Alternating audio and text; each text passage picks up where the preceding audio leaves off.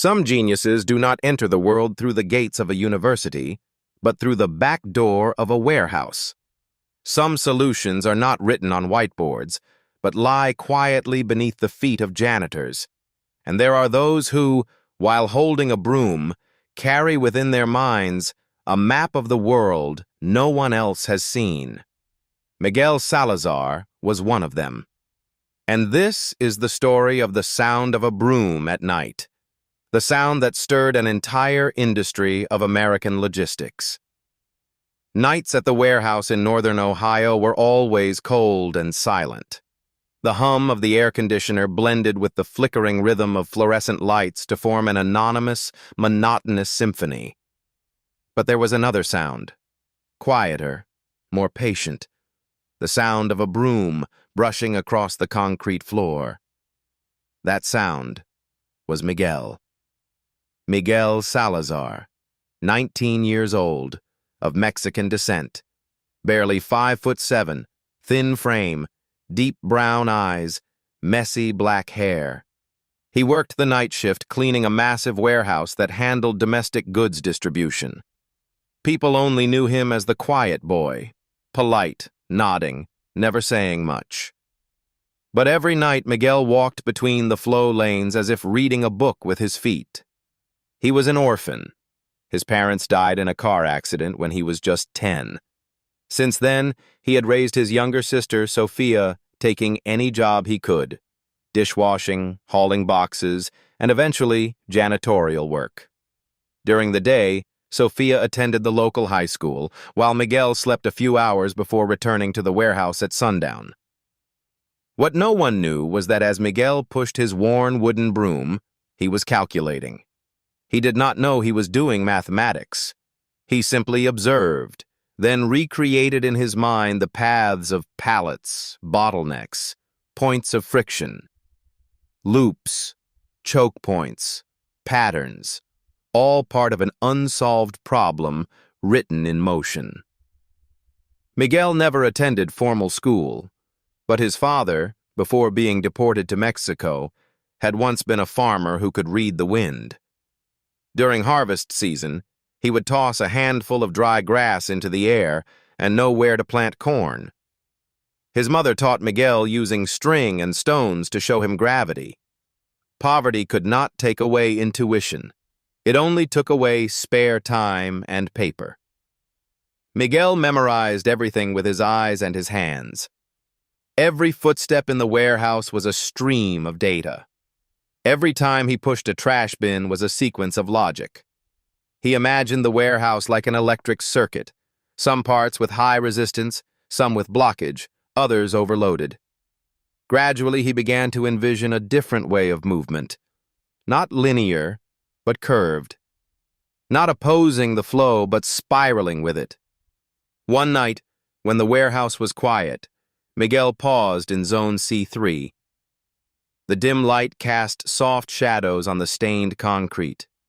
He picked up a broken chalk stub from an old toolbox, usually used to mark pallets, and began to draw. Using the dust on the floor, Miguel sketched a spiral, a widening curve shaped like a centripetal vortex. He stepped back, observing as if he were reading the flow of cargo, then annotated beside it with simple notations: T1, D2, Delta T. To most, it looked like a bored janitor doodling nonsense. But for Miguel, this was the only way to hold a new model in his mind, a new kind of logic. He didn't know someone was watching. From the top corner of the control room, behind a foggy pane of glass, Mr. Harlan, a retired mechanical engineer still advising operations, paused his coffee. He squinted downward. That spiral. It was not just beautiful. It was accurate. It aligned perfectly with a model of centrifugal force circulation he had once proposed, but had been dismissed. Most engineers preferred straight lines, clear separations. But Miguel, unknowingly, had redrawn the principles of Bernoulli flow, where pressure drops as velocity increases and spiral motion becomes the only path for efficient flow in constrained space. Mr. Harlan did not approach Miguel that night. He simply observed, then returned to his notebook and wrote, "Janitor spiral." No name attached, no citation. He needed to be sure. The next day, Miguel's shift was changed. He was moved to Zone D1, closer to the automated robot systems. Miguel said nothing, bowed politely, and resumed working. But in his mind, the spirals continued turning, as if the broom wasn't sweeping dust, but tracing the contours of an unseen system. In his tiny, worn-out apartment in the outskirts of town, Miguel kept a notebook. Its cover made from discarded cardboard. Inside were pencil sketches, warehouse layouts, product flow diagrams, thermal maps of pallet locations, even rough simulations of inertial drift forces. There wasn't a single clean page, no symbol out of place. Miguel had no idea that a spiral made of dust had already begun to swirl into the very heart of his future. Nor did he know that far away, at the Massachusetts Institute of Technology, an unresolved logistics optimization problem was waiting, one that would not be solved through formal theory, but through dust, wind, and the sweep of a broom. That night, the sound of the broom continued. But for Mr. Harlan, it no longer echoed routine labor. It had become the sound of a solution, waiting to be heard. Miguel Salazar never thought of himself as smart. Since childhood, he had only known how to gather things together, counting, sorting, separating, and recombining. His mother, who passed away when he was just a boy, taught him how to read the wind using a string and a pouch of corn seeds. When they didn't have measuring tools, they had shadows and patience. Miguel would toss a few seeds into the wind, watch them scatter, and mark where they landed. That was his first lesson in probability. His father, a farmer who was deported to Mexico when Miguel was 8, once said, "Watch the birds. They don't fly in straight lines. They find the shortest path while avoiding the strongest wind." That's mathematics, mijo, even if you don't know it yet. 10 years later, Miguel was pushing a dented trash bin down a steel hallway in a sprawling warehouse in Ohio. But to him, the bin was not just an object. It was a node, and the corridor was an edge. In his mind, Miguel saw the warehouse as a massive graph, pallets as vertices, pathways as connections. Though he never heard of Leonhard Euler, Miguel intuitively grasped what Euler called a traversable path, a route that touches every connection without retracing steps. He didn't know he was applying graph theory. He had never studied mathematics formally, but he had observed enough to understand that there must be an efficient way to clean the floor without doubling back.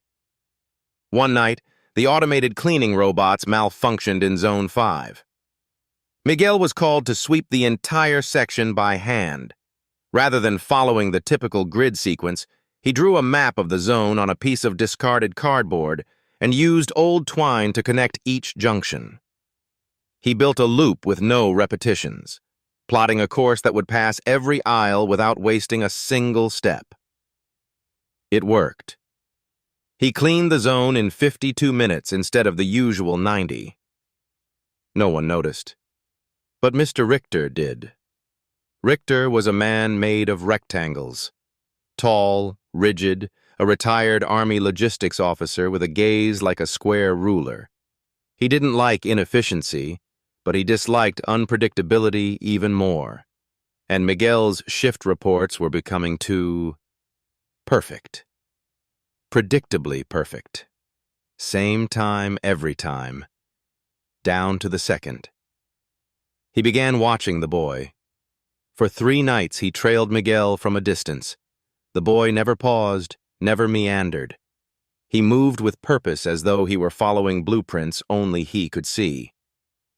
On the 4th night, Richter caught him drawing on cardboard with a piece of pencil no longer than a thumb. Miguel didn't notice. What he had drawn was something astonishing. Without knowing it, Miguel had recreated the Bellman-Ford algorithm, a linear time method for finding the shortest path in a weighted graph. He labeled nodes not with numbers but with simple markings: sweep zone, bin stop, debris density. Richter didn't understand all of it, but he understood enough to know that no janitor was supposed to know this. Then came the breakdown. The robots were restarted, but they began to crash into each other in Zone 4.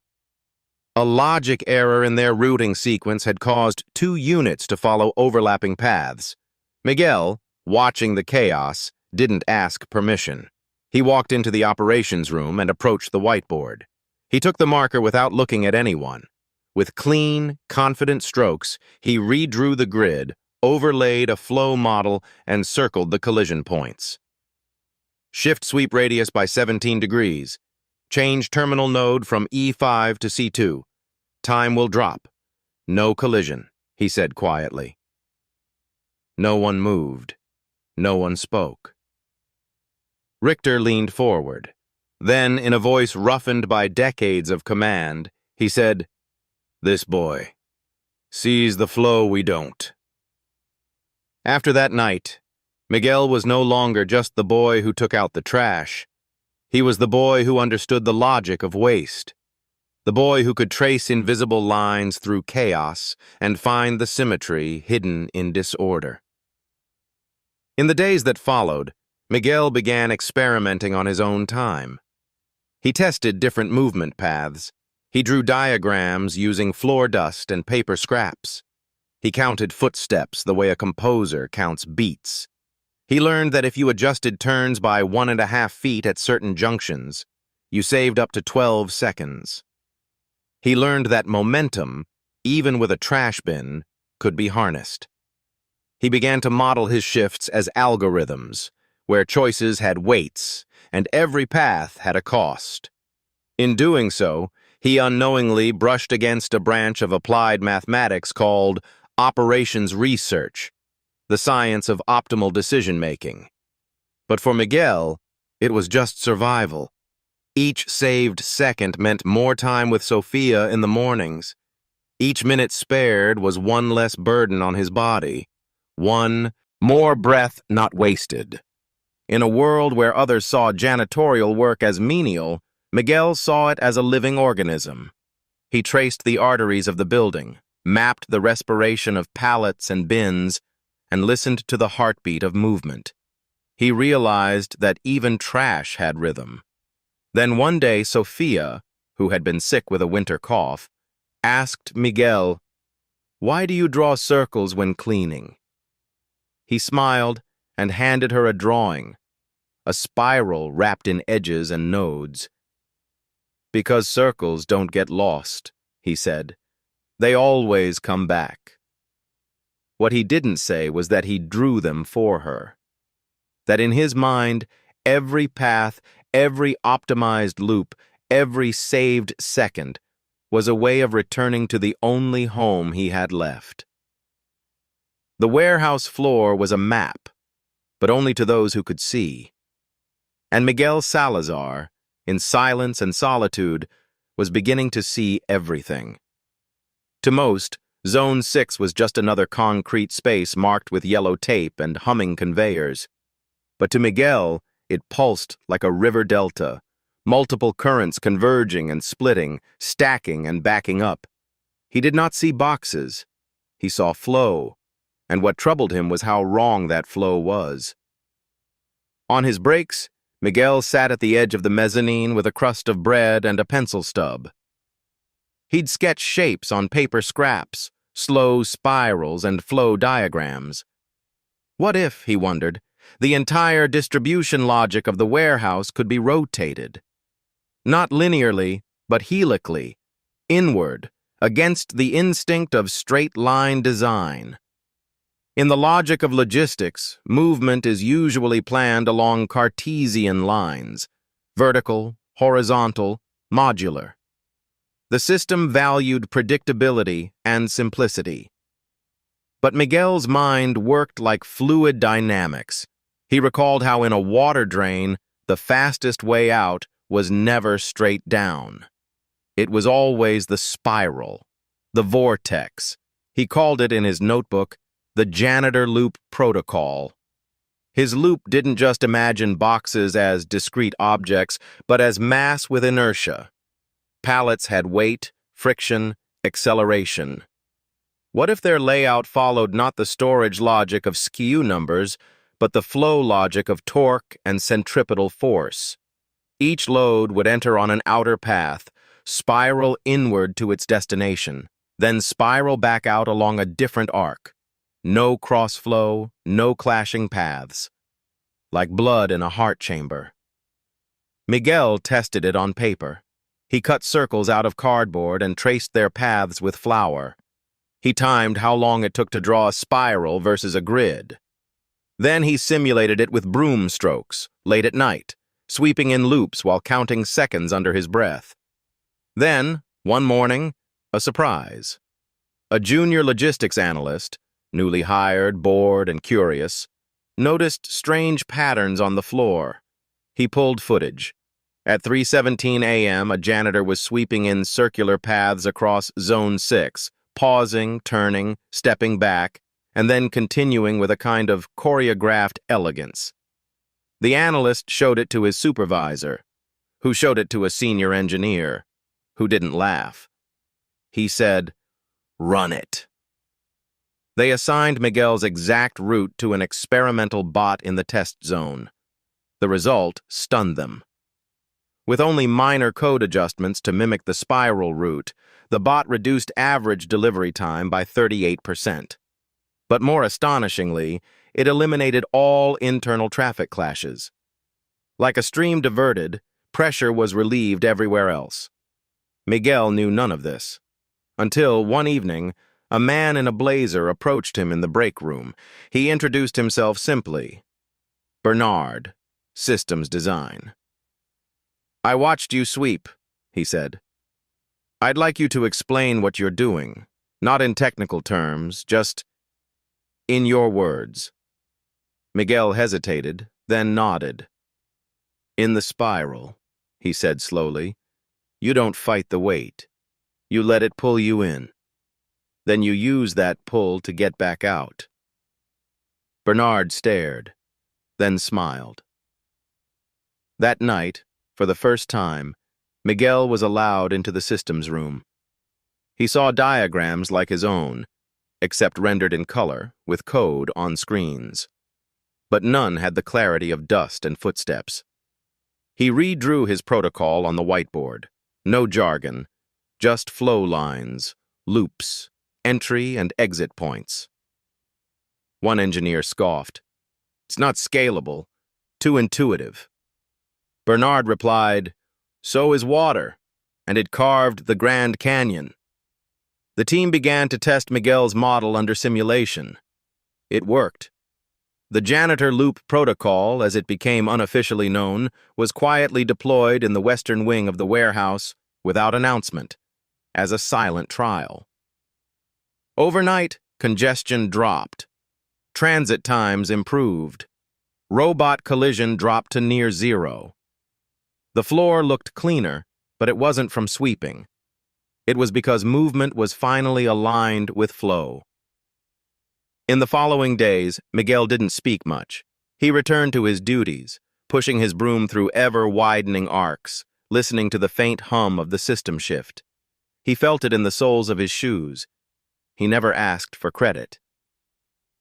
But in his notebook that night, he wrote, "The shortest path is not always the fastest. Sometimes the curve is the key." The logistics crisis began quietly, like most systemic failures do. It wasn't a crash. It wasn't fire or flood. It was delay. A growing, spreading silence in the system. Pallets queued at docking stations. Forklifts stalled in waiting bays. Order completion times crept up by minutes, then hours. No one could find the root cause. Engineers blamed throughput. Managers blamed outdated schematics. Executives blamed each other. In a windowless room above the western floor, men in suits pored over charts while red bars climbed too fast. And outside that room, standing beside a mop sink, was Miguel Salazar. He had been listening, not eavesdropping, listening. For 3 weeks he had heard the grumbles, seen the notes scribbled and tossed, read the hesitation in the footsteps of workers. Something wasn't right. And he had an idea. He went home early that morning, hands still dusty with graphite. On his floor, he spread out sheets of packaging paper salvaged from the warehouse. And with a single stub of charcoal, he drew. Not art, diagrams, layers of loops, clusters of nodes. A warehouse not as it was, but as it moved. His version. Then he did something he had never done before. He knocked on a door marked Systems Control, Staff Only. The receptionist blinked. Miguel held out the paper. "I think this might help," he said. They didn't laugh. They didn't smile either. But the next day, he was asked to attend a meeting. A real meeting. In the boardroom. Miguel wore his cleanest shirt. The collar still creased. His boots scuffed but wiped down. When he arrived, there were already a dozen men seated. Tablets, blazers, styluses. No one made room. There were no chairs left. So he stood. He didn't fidget. He didn't smile. He simply opened his folder and pulled out a single sheet, a spiral overlaid with vectors. And he began to speak. "The current flow assumes linearity," he said. "But product mass isn't linear. Human fatigue isn't linear. Time distortion in bottlenecks isn't linear." He moved to the whiteboard. "If we change the rotational axis, reroute the heaviest loads along a centripetal pattern, we reduce corner load. We remove dead zones." He drew a simple loop, then layered 3 more, each connected, each building into the next. Someone cleared their throat. Another scribbled, but no one interrupted. Miguel's voice remained low. "If we let movement breathe, it breathes back." When he stepped away, the board was covered, not with equations, with clarity, silence. Then from the corner, Mr. Richter, who had been standing with arms crossed, spoke. He's not a consultant, he's not certified, but he sees the room as it really is. A young executive raised his hand. "What do we call this?" Richter smiled faintly. "The janitor loop." The term stuck. Within 48 hours, the protocol was quietly deployed in test lanes. Movement normalized, delays faded. Even veteran drivers noticed the shift. A strange ease, a smoother hum under wheels. Something in the space had realigned. But Miguel didn't return to the boardroom. The next day, he was back to his mop, back to walking silent paths. Yet that evening, when the shift ended, a folded envelope waited in his locker. Inside, a note written in fine black ink. "Your loop didn't just optimize logistics, it revealed intent. Come speak with us. MIT Logistics Faculty." No stamp, no logo, only an invitation. And Miguel stood there, the broom in one hand, the letter in the other, caught between the two worlds. For weeks after the boardroom presentation, Miguel remained quiet. He neither asked nor answered questions about the spiral that had calmed the chaos. The others returned to their roles. He returned to his broom. But someone had been watching. Mr. Richter, the supervisor, had once commanded convoys through sandstorms. Logistics was not theory to him. It was life and risk, fuel and time. He respected order, not brilliance. And yet, something about the boy compelled him. Each evening, Richter reviewed footage of Zone 6. He watched how Miguel paused before turning corners, how he adjusted his broom angle when moving uphill with a trash bin. He noticed that Miguel swept not by habit but by geometry. So Richter did something he rarely did. He followed. Unannounced from a quiet distance, he shadowed Miguel's shifts. He took notes, not just on time but on form. It was like watching someone play chess while cleaning. Each step was a move, each pass of the broom a calculated shift of mass. One night, Miguel left behind a bundle of flattened cardboard by mistake. Richter picked it up. Taped inside was a sheet covered in symbols, loops, and paths. A schematic. Not of the warehouse, but of possibility. He carried it back to his office and studied it by the glow of a single desk lamp. He didn't understand all the notations, but the elegance was undeniable. Miguel had drawn a feedback loop, a circulatory system for inventory and manpower, wrapped in rotational symmetry. It looked more like a vascular diagram than a logistics plan. Richter leaned back, broom in hand, and realized, this boy sees the warehouse the way I saw war zones, with consequence in every movement. That week, the executive board met again. Efficiency had improved, losses stabilized, but when they proposed integrating the loop fully into the national chain, a senior planner objected. It's undocumented, informal, no academic model. Richter stood.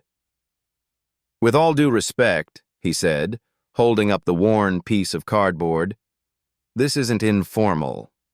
It's field intelligence. And the boy who made it isn't guessing. He's observing what none of us took time to see. Someone chuckled. He's a janitor, Richter. So was my grandfather. He taught me pattern recognition with a deck of stained cards.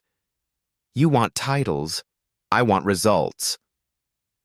The room fell quiet. Finally, the director of operations spoke. Give the boy a pilot zone. Unofficial. See what he can do. Richter didn't smile. He simply nodded and returned to the warehouse. That night he found Miguel at the south dock, replacing a cracked mop head. You have 3 weeks, Richter said. Zone 12. Test what you believe. Miguel blinked. Test what, sir? Your theory. Your loop. I saw your map. It's time you draw it on concrete. For the first time in a long while, Miguel looked up and met someone's eyes. And in that small gesture, something passed between them. Not gratitude, not surprise, but recognition. That night, they walked the perimeter of Zone 12 together. Richter with his old military boots, Miguel with his second-hand sneakers. The warehouse lights buzzed softly overhead. There's a difference, Richter said, between being smart and being right. You were both. Don't waste that. Miguel nodded. In his hand, the wooden broom felt heavier. Not from weight, but from meaning. Zone 12 was the farthest corner of the warehouse. It bordered the loading bay but had no direct line to outbound freight. It was quiet, underused, full of awkward turns and half-walled shelves that once stored seasonal inventory. In other words, it was perfect. When Miguel stepped into Zone 12 on that Monday night, there was no ceremony, no supervisors, no clipboard-bearing analysts, just the hum of ceiling fans and the hush of potential. He stood at the entrance, broom in hand, and inhaled. It smelled of cold metal and tired plastic, a space forgotten, a space unshaped. For the next 3 weeks, it would be his canvas. He began not by sweeping, but by walking. Slowly, over and over. Forward, then in loops. He measured floor friction with his soles, counted seconds between junctions, timed how long it took a cart to move from wall to wall without turning. He memorized every squeak in the floor, every change in air pressure near the vents. Zone 12 wasn't just a place. It was a problem to be felt before it could be solved. Each night, Miguel brought his notebook. On break, he sketched updates. Not just one model, 3. Each with variable densities, flow velocities, and turning radii. Each considering what might happen not in ideal conditions, but on messy, imperfect human terms. He labeled his models like constellations. Spiral A, high velocity, outer loop, light cargo only. Spiral B, inward heavy torque design, energy reducing for mid-loads. Spiral C, micro-rotation hub strategy, short turns, multiple anchors. He didn't know these were advanced simulations. He only knew they felt real. To test, he requested carts, not robots, but the old push carts no one used anymore. He tied small weights to them, simulating cargo. He rerouted path markers using colored chalk. Each lane was color-coded, green for forward, blue for circular turns, red for deceleration zones. His co-workers laughed at first, called it the janitor's playground. Some mocked the colors, others mimicked his silent walking, dragging empty carts like ghosts. Miguel never responded. He just kept walking. By the end of week 1, he had reduced average traversal time across Zone 12 by 41%. And not just that. The walkways looked cleaner. Not because he swept more, but because fewer collisions and less confusion meant less chaos, less spilled product, less entropy. In week 2, Richter returned. The supervisor arrived without a word and stood near the south wall, arms folded. He watched Miguel maneuver 3 different carts along 3 different spirals, watched him record outcomes, rub out lines, redraw curves. At one point, Miguel miscalculated a turn and a cart toppled. He winced, rebalanced the load, and adjusted the radius by 4 inches. Richter stepped forward. "Why 4 inches?" Miguel didn't look up. "Because that's how much the floor dips near the joint." Richter knelt, ran a hand along the seam. He smiled. Word began to spread. A few engineers stopped by out of curiosity, then a few more. By the start of week 3, an entire logistics team had begun shadowing Miguel's patterns, recording data into tablets. They never spoke to him, but they copied him. Someone installed motion sensors at night. Another team added tracking markers to carts. One analyst asked permission to run a digital twin, a software replica of Zone 12 based on Miguel's spirals. It worked. The janitor loop was now a living protocol, evolving in real time. But Miguel didn't watch the metrics. He watched the floor. He noted that when a cart was pushed too fast along Spiral A, it oscillated. Solution? Offset the radius, create a micro delay before the inner bend. He saw that Spiral C worked best during shift changes. Short rotations matched the mental rhythm of tired workers. Solution: time-based modulation. By the final night of trial, Zone 12 had become something else. It no longer resembled a warehouse. It resembled an ecosystem. Pallets arrived, danced, and departed. Carts moved like they were guided by wind. No collisions, no bottlenecks, no shouting, only rhythm. At midnight, Miguel stood at the center of the loop. The chalk had worn into the floor. No need for markers now. The groove was in the motion. Richter approached. "It's yours now," he said. Miguel shook his head. "No, it belongs to the movement." Richter paused. "Tomorrow, we scale it. Across the east wing, maybe more." Miguel didn't smile. He just looked at his hands. Calloused, steady. Then he spoke. "There's still something missing." What? Miguel pointed to a corner. Wind. Richter frowned. Wind? The air doesn't move right there. It slows everything down, even people. You can feel it. Richter said nothing, but later that week he ordered vents installed, and for the first time in years, air moved across Zone 12 in a perfect spiral. The offer came in a plain envelope sealed with a single stripe of gold.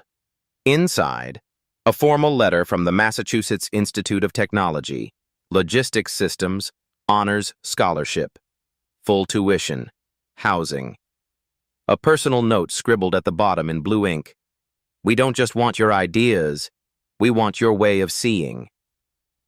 Miguel stared at it for a long time. The paper smelled clean, new.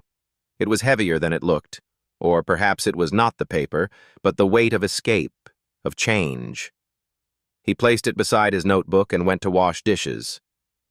That night, Sophia coughed until dawn, her breathing tight and crackling. She refused to see a doctor. Too expensive, she said. Miguel pressed a damp cloth to her back and counted the seconds between each breath. When she finally slept, he stepped outside into the wind. The trees swayed like lines in one of his loops. Later that morning, Miguel walked to Richter's office. The letter was folded in his back pocket. They offered, he said simply. Richter looked up. And you came here instead of packing? Miguel nodded. Sophia still has a year of school. I can't leave her. Richter studied the boy, his hands stained with graphite and oil, his shoulders too young for their stillness. You could change everything, Richter said. I already am, Miguel replied. Just not from Boston. For a long moment, nothing was said. Then Richter reached for a drawer and pulled out a box. Inside, a pen, brass, weighted. Sign your name somewhere it won't be erased, he said. Miguel did. Not on the acceptance form, but on a diagram pinned to the wall. The original janitor loop, revised with notes, fingerprints smudged across the corners. Weeks passed. The MIT logistics professor who had penned the note came quietly, unannounced. She arrived during the graveyard shift, watched Miguel from behind a pillar for nearly an hour. Then she approached. She didn't introduce herself. Why the spiral? She asked. Because it doesn't fight the center, Miguel said. She nodded, then smiled. Not kindly, but with understanding, like one expert recognizing another across an invisible line. She asked no further questions. She never returned. But a month later, something strange happened. The loop Miguel designed was uploaded to an MIT internal archive. No credit, no citation. But students were asked to study it, to discuss its elegance, to consider intuition as a valid form of reasoning. Miguel didn't know. He didn't need to. Back at the warehouse, Sophia brought him a cup of tea one night as he finished sweeping Zone 8. You ever regret not going? She asked. He shook his head. The air here knows me. Sophia smiled. You're strange. No, just still moving. He pointed to a corner. Look, the cart turns better now. I shaved the slope by 1/2 inch. Sophia didn't see it, but she believed him. And in that moment, Miguel Salazar made the most beautiful refusal of his life, not out of fear, not out of doubt, but from love, the steady kind that doesn't need applause, only purpose. Winter came early that year. The wind in Ohio sharpened before the leaves had finished falling.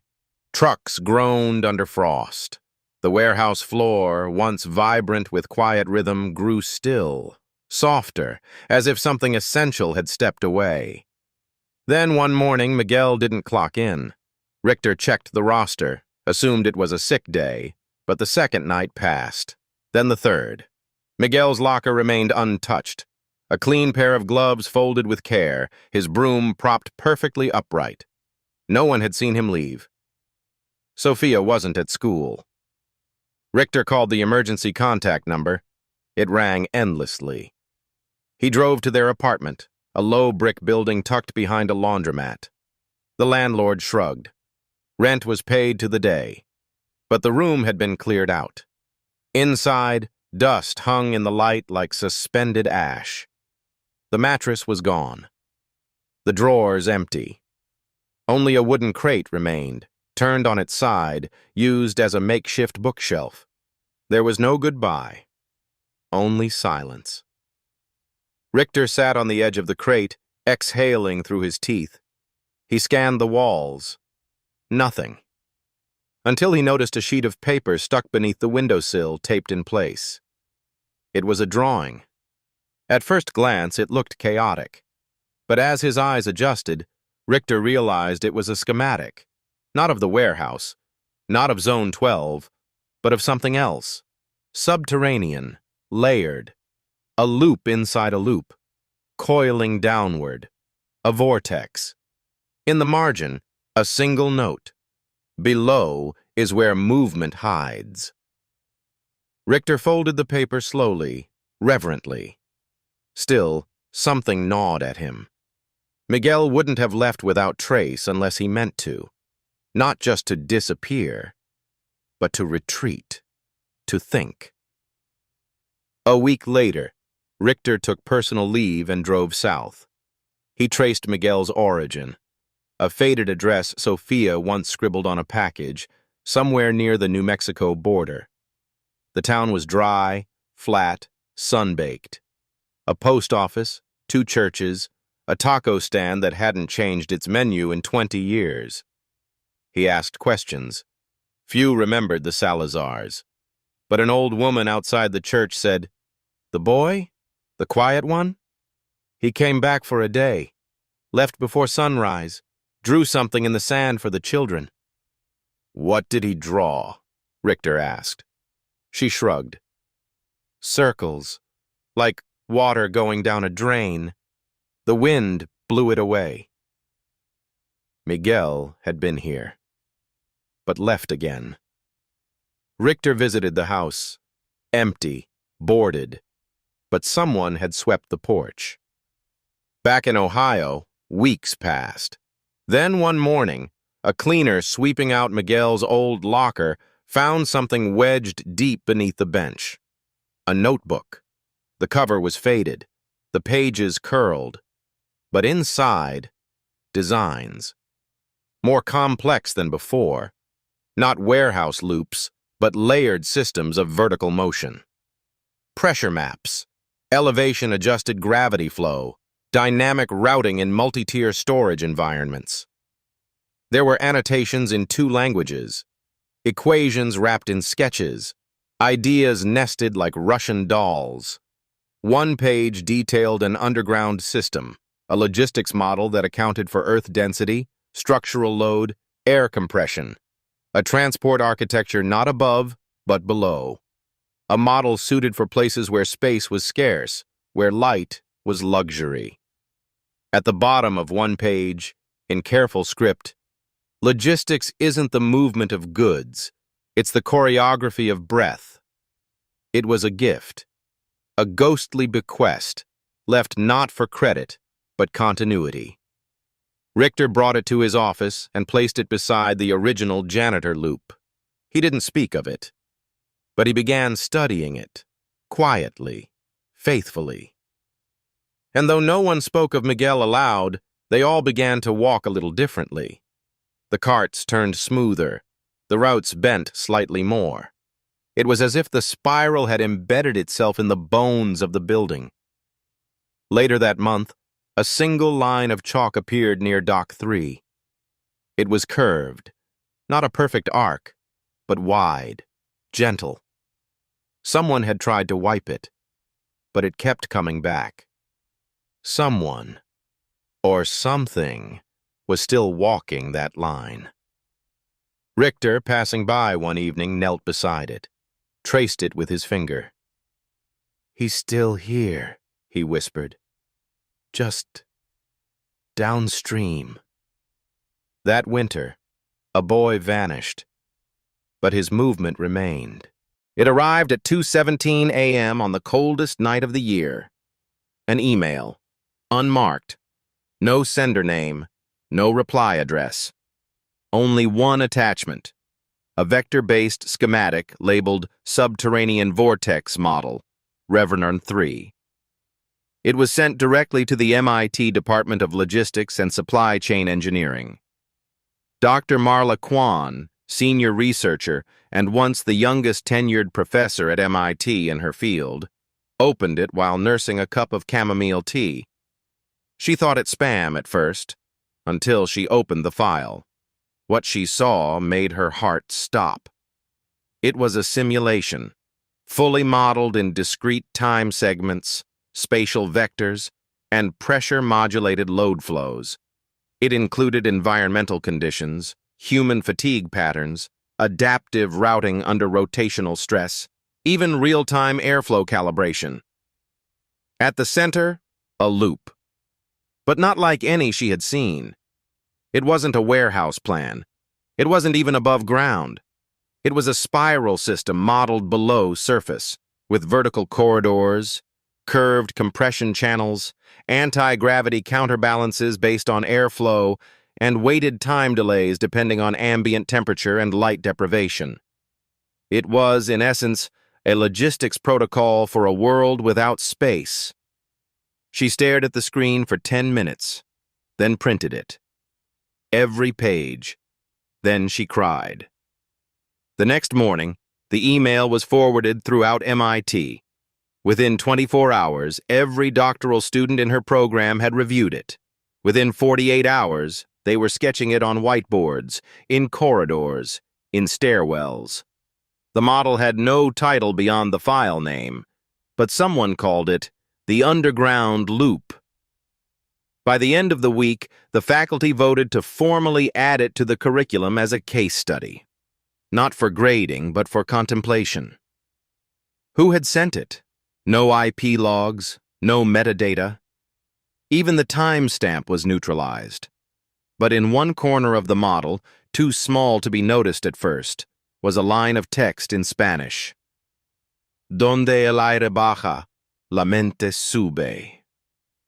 Where air goes down, the mind rises. At the Ohio warehouse, Richter received a call. Not official, personal. He sent it, was all Marla said. I know, Richter replied. You still have his notebook? On my desk, next to my coffee. Marla paused. We're building a foundation around it, not a project, a grant, a fellowship. We want to find the others like him. Richter didn't answer right away. He looked around the warehouse, the lines on the floor, the quiet grace with which people moved. Then don't look in libraries, he finally said. Look by the loading docks. That's where genius hides. 3 months later, MIT announced the creation of the Miguel Salazar Fellowship. It was unlike any other academic grant. There were no GPA requirements, no essays, no recommendation letters. Only one condition. Submit a single idea. It must be handwritten. It must fit on one page, and it must solve something real. The committee would not score them. They would read them aloud. That year, the first recipient was a 17-year-old girl from Idaho who optimized the layout of her family's chicken farm using string and pebbles. The second year, a boy from the Bronx who used old phone parts to create a pressure sensor that reduced refrigerator restock times by half. And so it spread, quietly, like chalk on concrete. Richter never spoke publicly about the letter, but every Sunday he polished Miguel's old broom and left it propped in the corner of the office. When asked why, he'd only say, "That's not a broom. That's the first pen he ever used." And every year, on the anniversary of the silent email, someone, no one knew who, left a folded page on the steps of MIT's building E40. Each page bore no name, no number, only a drawing and a spiral. Years passed. The world moved faster. Warehouses became quieter. Robots replaced labor, but the rhythm remained, curved, spiraled, soft at the edges. At a design expo in Geneva, a presenter from MIT referred to it casually as the Salazar spiral. The audience nodded. None asked who Salazar was. No one needed to. Sophia Salazar graduated top of her class in mechanical engineering. When asked during her commencement speech what inspired her, she said, "My brother taught me that the world doesn't need to know your name, just your intention." She carried a photo on her desk, not framed, just folded neatly. Miguel, 17, holding a broom in one hand, and a chalk drawing of a spiral behind him on the warehouse floor. Her colleagues never asked about it, but no one touched it. Years later, Sophia returned to the desert town where they were born. Not for memory, for movement. She used her savings to build a small learning center, open-roofed, no walls, just chalk, sand, and wind. Children came after school. They were handed sticks, told to draw. No lessons, no tests. Only one instruction: follow the wind. One afternoon, a boy drew a line, then stopped. "It disappears," he said. Behind them, an old man knelt beside the sand. He picked up a small stick, pressed it gently into the ground, and with one smooth motion, traced a wide arc. The children watched. Then the man spoke. "If you understand where the wind goes, you'll know where to place the weight." One girl asked his name. He smiled. "Name is for those who need remembering. I prefer silence." But that night, after the children left, he stayed behind. He picked up each stick, smoothed the sand with his palm, drew one final shape before the light faded: a spiral. Back in Boston, a visiting professor reviewed the annual Miguel Salazar Fellowship applications. Among them, a diagram drawn on the back of a receipt. It showed a new flow model for refugee food distribution, built with shipping pallets and repurposed tents. The professor cried, not because it was perfect, but because it was beautiful. In Ohio, the warehouse still ran. New staff came and went. But some old things remained, like the spiral painted discreetly near Dock 12, now part of training, or the chalk line near the mop sink that no one ever erased. Once a year, on the coldest night, someone placed a single candle beside a worn wooden broom in the corner office. No one asked who. No one needed to. Miguel Salazar was never given an award. He never wrote a paper. He never stood behind a podium. But his lines remain. His loops continue. And somewhere, on a patch of quiet ground, when the wind is just right, a child draws a spiral in the sand and feels something move. Not everyone is born to walk through university gates. Some are raised in dust, in wind, among midnight brooms and the fragile breath of loved ones. Miguel Salazar left behind no medals, no degrees, only soft spirals traced in concrete, nameless diagrams, and a way of thinking that needed no textbook. But it was those quiet things that changed how the world moves. In a time that runs fast, may we remember, simplicity, stillness, and kindness still carry weight. An idea drawn in chalk, a conviction held in calloused hands, can travel farther than any award. Because at the end of all roads, it is not fame that leads us home. It is the spirals of memory, of love, and of movements understood by the heart. Thank you, to you, our quiet companions, who have walked with Miguel to the final line. Thank you for believing that brilliance does not only rise from ivory towers, but from tin roof homes, from dusty hands and hearts still hungry for knowledge. This story was written for you, those who have lived, who have loved, who have lost, and who still open their hearts to receive a gentle rhythm, like the sound of a broom at night. If you've ever believed that the kind, the steady, and the unseen still deserve to be remembered, then Miguel is a small gift offered in honor of that belief. With deep gratitude, we bow to you.